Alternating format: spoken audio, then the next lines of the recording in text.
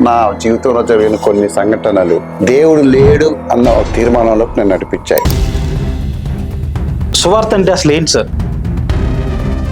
సువార్త చెప్పే భారాన్ని దేవుడు కేవలం మనుషులకు మాత్రం ఎందుకు ఇచ్చాడు? ఏదో రక్షింపబడ్డారు కానీ దేవుడు వాక్యం ఏం చెప్పింది?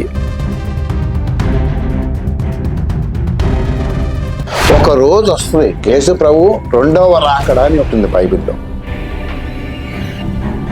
క్రైస్తవ్యం అనేది ఒక మార్గం. దీన్ని ఒప్పుకుంటున్నారా మీరు? వాళ్ళకి సువార్త చెప్పడం రావట్లేదు అని. ఇప్పుడు రెండు రకాల తప్పులు ఉంటాయి మన లోపల.